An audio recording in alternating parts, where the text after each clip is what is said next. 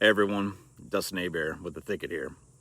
I started this podcast to help tell the stories of people, businesses, and issues in our community and across Texas. Over the last couple of weeks, these flock cameras have become a pretty big issue here in Kendall County, and it's an issue I personally feel strongly about.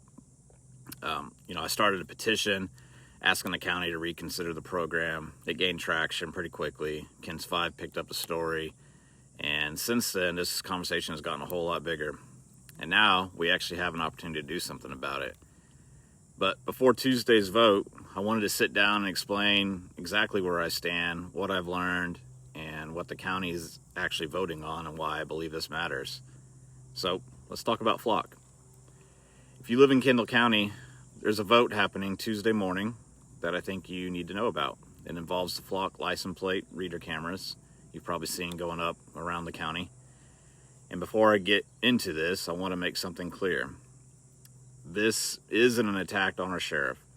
It isn't an attack on law enforcement. It is not an attack on our county commissioners. And I'm not going to pretend, these cameras have never helped solve a crime.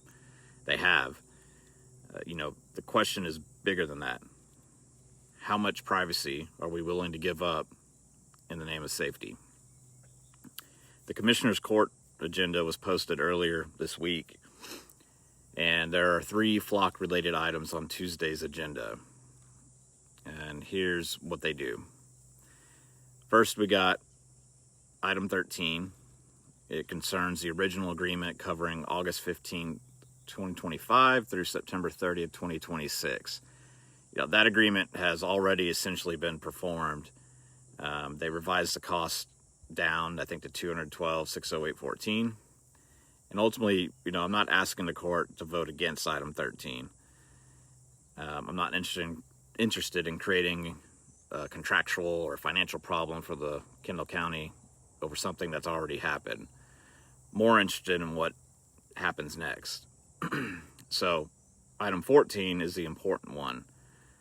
That's a new flock agreement covering October 1st, 2026 through September 30th, 2027, with costs not to exceed $198,550.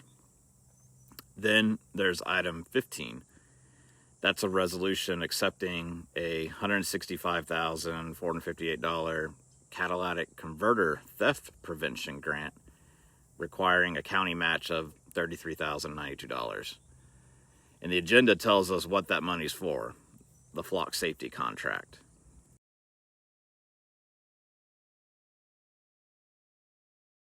So forget all the noise around this issue for a minute.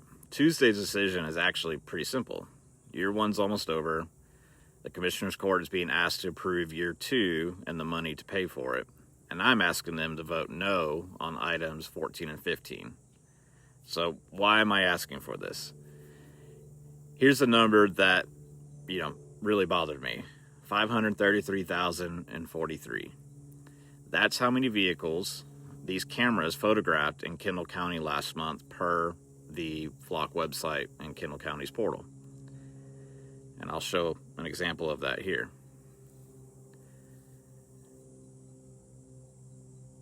We have about 47,000 people that live here in Kendall County. Now, obviously, those aren't 533,000 unique people. Vehicles can pass a camera multiple times.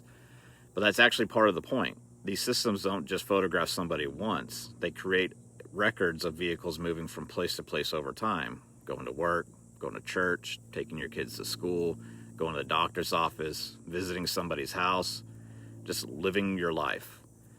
The overwhelming majority of these vehicles aren't connected to a crime. There's no warrant, no probable cause, no individualized suspicion. The system collects first because the information might become useful later. And that's where we need to have a serious conversations. We've brought it up before. Do the cameras work? Yeah. And I think the opponents of flock lose credibility if we refuse to acknowledge that. I've read the sheriff's information and what they have on their portal and website. There are examples involving recovered stolen property, a hit-and-run investigation, and other cases where these cameras have helped law enforcement. Those things matter. If your stolen property was recovered because of one of these cameras, I understand why you'd support them. If a camera helps find somebody who hurt your family or a missing person, I understand why you might support them. This isn't a black and white issue. There's some gray areas. But that's precisely why we need data. We had a member of the Commissioners Court recently ask for measurable results from the program, not success stories, but data showing what the system has produced. The response was essentially that it hasn't been utilized to its full potential to provide firm numbers yet. And here we are being asked to commit to another $200,000 before anyone has given a public, meaningful accounting of the first year.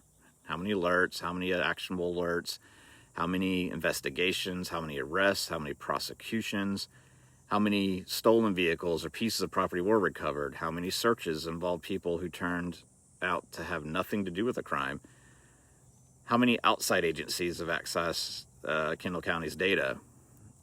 Those aren't anti-police questions, those are accountability questions. I've searched and found the agreements themselves. And there's another part of this I think taxpayers should understand.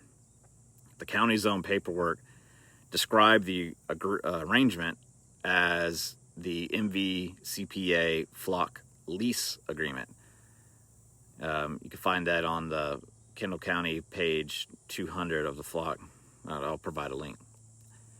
The separate right-of-way agreement says flock enters county property and install, repair, maintain, replace, remove the cameras and related equipment. Also specifically requires flock to remove its cameras and equipment when that agreement terminates or expires.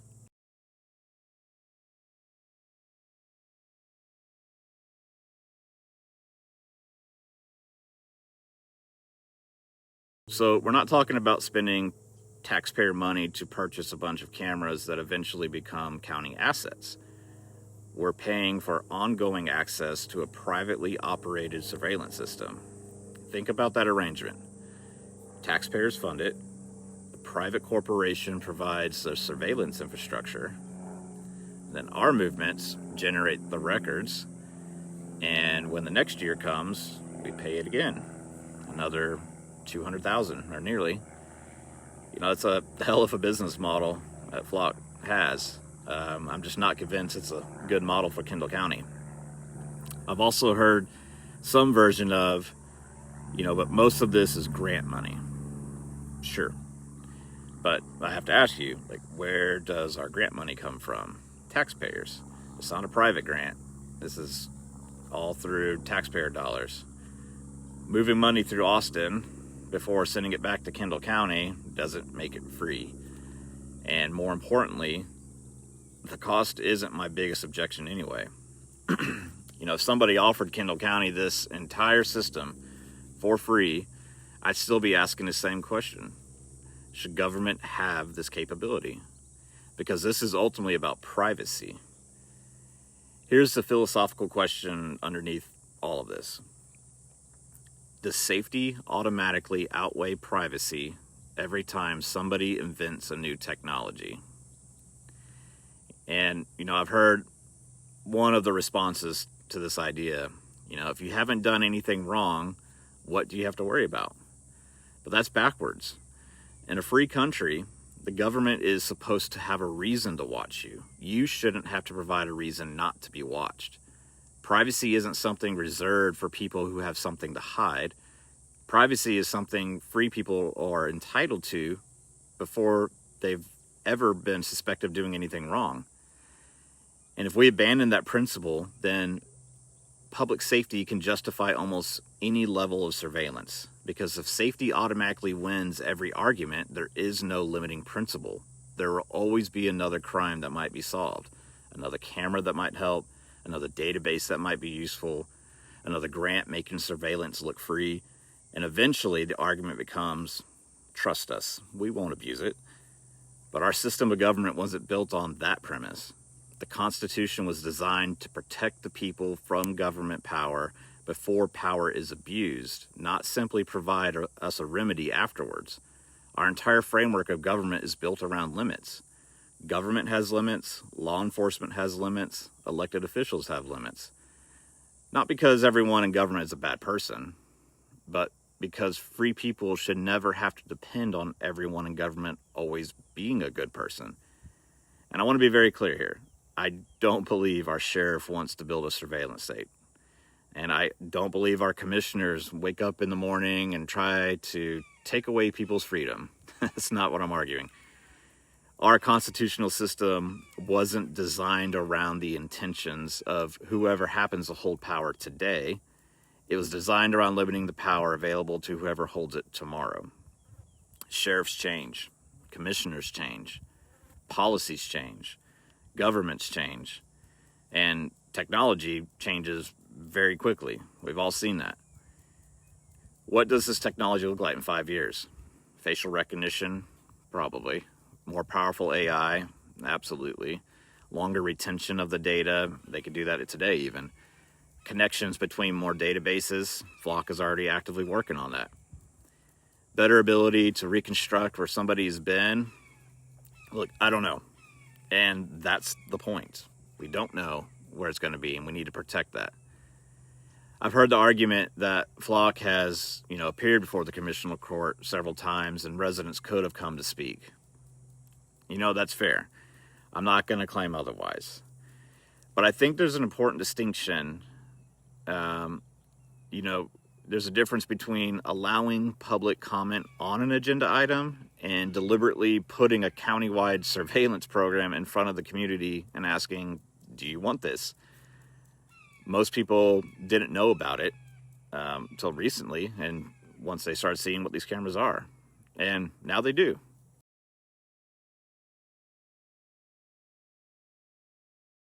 And look at what's happened since people started learning about it. More than 1,700 people have signed this petition. There was no door-to-door campaign. I simply put the question in front of the public, and people responded. That doesn't mean every one of those people are right. It doesn't mean everyone in Kendall County agrees. But it absolutely means this conversation deserves to happen before we sign another year's contract and give up more privacy. This isn't anti-law enforcement. I repeat that. This is not anti-law enforcement. I want to say this directly to the people who support these cameras. I understand your argument. You want criminals caught. So do I. You want stolen property recovered. So do I. You want our deputies and sheriff's office and police officers nearby to have effective tools. So do I. Our disagreement is over where the line should be. I believe there are some tools government shouldn't use against an entire population simply because those tools might occasionally be useful. That's not anti-law enforcement. That's pro-limited government.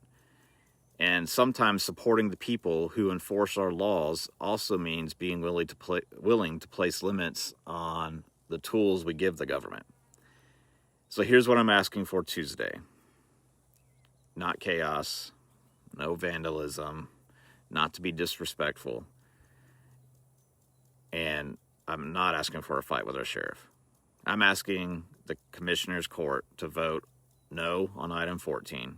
Don't enter another year of the Flock agreement. Vote no on item 15. Don't accept the grant that funds it. And if we decide, and those pass through, that we don't want it, then let's mean it.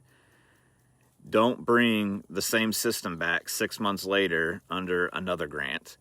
Don't bring it back under another vendor like Axon or any others. Don't bring it back under another acronym. Don't bring it back as a pilot program. And don't bring it back 5 years from now with better cameras and better AI and better sales pitch, because we know the technology will change. It will get better, but the principles won't change. Government should not create a searchable record of the movements of innocent people simply because that information might someday be useful. This is how these systems become normal. Not because somebody wakes up one morning, decides to build a surveillance state. Every individual step sounds reasonable. Just one camera, one grant, one contract, one database, one more exception in the name of safety.